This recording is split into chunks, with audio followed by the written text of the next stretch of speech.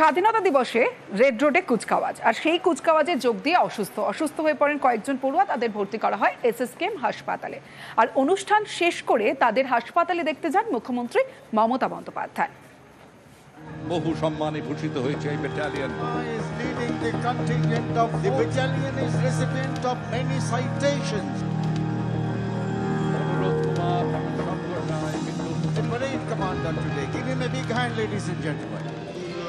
Red রোডের স্বাধীনতা দিবসের কুচকাওয়াজ। এই কুচকাওয়াজে অংশ নেয় বিভিন্ন স্কুলের পড়ুয়ারা। কখনো রোদ, কখনো বৃষ্টি। মাননীয় মুখ্যমন্ত্রী কুচকাওয়াজে যোগ দেওয়া কয়েকজন পড়ুয়া অসুস্থ হয়ে পড়ে।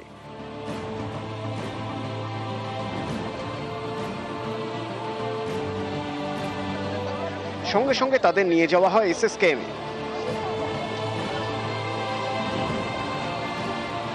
রেড রোডের অনুষ্ঠান শেষ হতেই হাসপাতালে যান মুখ্যমন্ত্রী।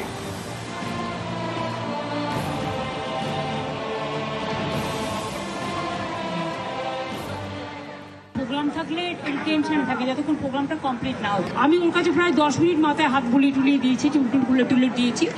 এখন স্টেবল হয়ে গেছে, সবাই ভালো আছে। বৃষ্টিটা হয়েছে, তারপরে গরম। সকালে ব্রেকফাস্ট দেওয়া হয়েছিল।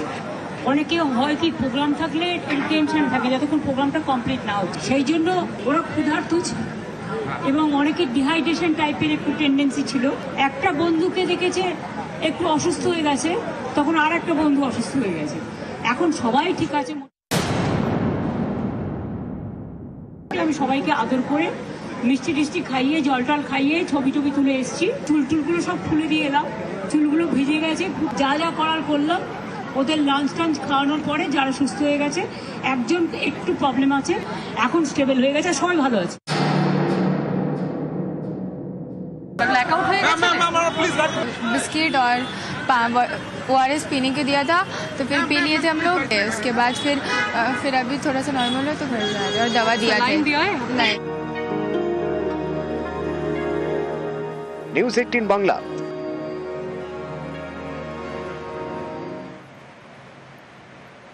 স্বাধীনতা দিবসের শোভাযাত্রা, সেই শোভাযাত্রা চলাকালীন মৌমাছির হামলা, মৌমাছির কামড়ে জখম একাধিক পড়ুয়া এবং সঙ্গে 3 জন শিক্ষকও আহত হয়েছেন, গুরুতর আহত হয়েছেন।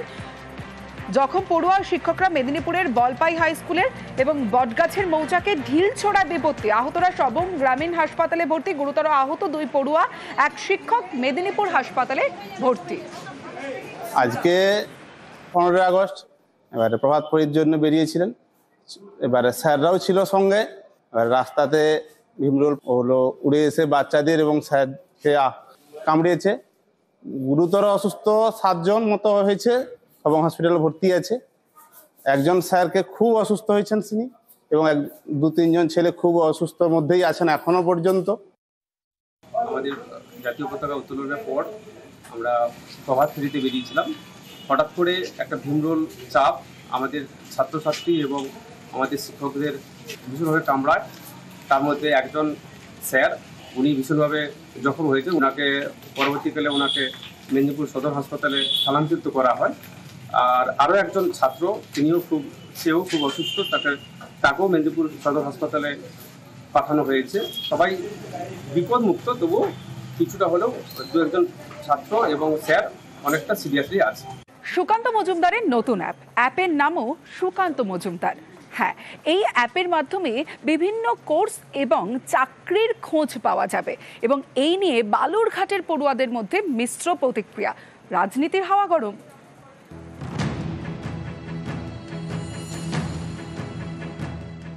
সুকান্ত মজুমদার কেন্দ্রীয় শিক্ষা প্রতিমন্ত্রী, দক্ষিণ দিনাজপুরের বালুরঘাটের বিজেপি সাংসদ। বৃহস্পতিবার বালুরঘাটে একটি অ্যাপের উদ্বোধন করেন সুকান্ত মজুমদার। অ্যাপের নামও সুকান্ত মজুমদার। একটা অ্যাপেই দেশের নানা প্রান্তের ইনস্টিটিউটের সন্ধান এবং চাকরির খোঁজ। কোন ক্ষেত্রে কত চাকরি, তাও এই অ্যাপের মাধ্যমে জানা যাবে বলে দাবি।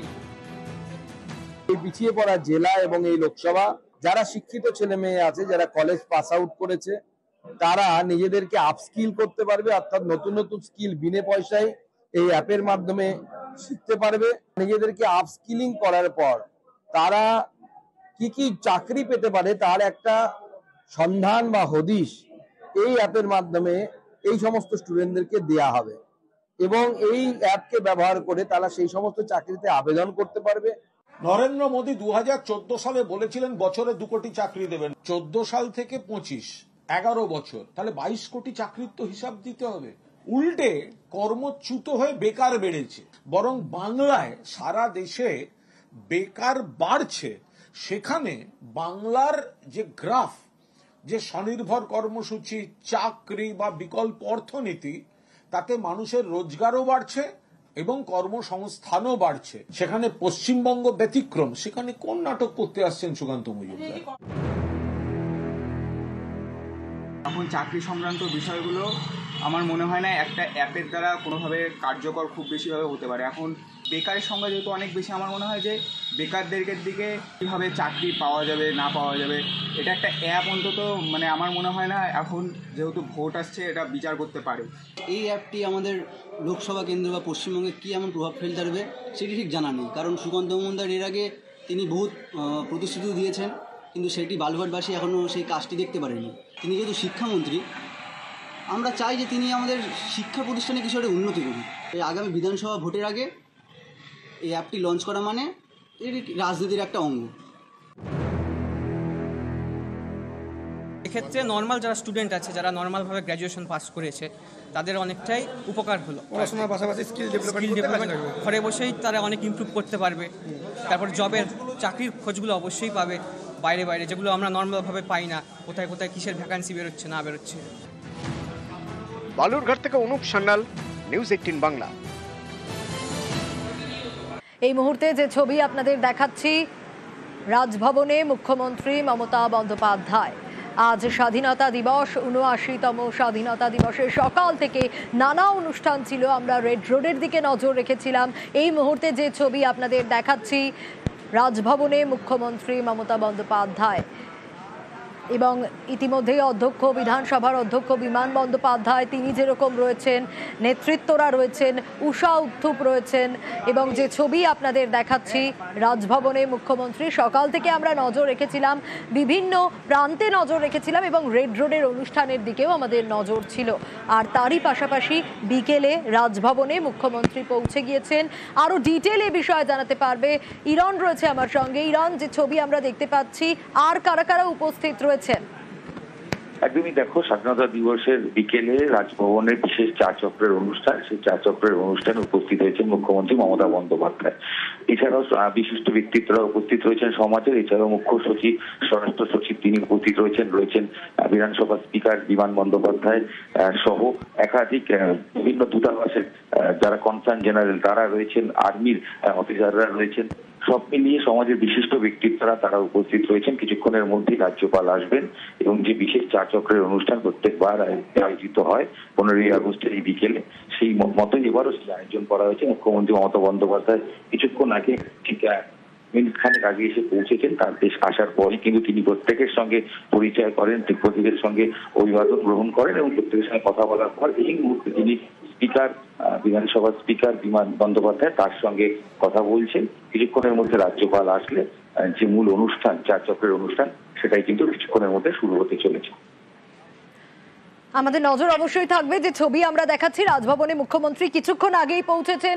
স্পিকার, বিধানসভার স্পিকার বিমান বন্দ্যোপাধ্যায় রয়েছেন, আরো ব্যক্তিত্বরা রয়েছেন এবং মুখ্য সচিব রয়েছেন, স্বরাষ্ট্র সচিব রয়েছেন। রাজ্যপাল এসে পৌঁছবেন এবং তারপরই শুরু হবে এই চা চক্র। Doctor C V Ananda Bose is approaching.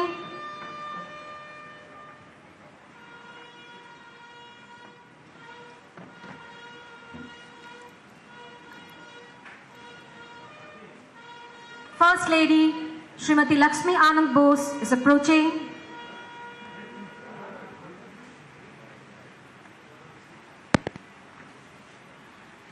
I'll request all of you kindly rise for the national anthem. রাজ্যপাল এসে উপস্থিত হয়েছেন, শুরু হবে চা চক্র। রাজ্যপাল ইতিমধ্যেই উপস্থিত হয়েছেন, যে ছবি আপনাদের দেখাচ্ছি।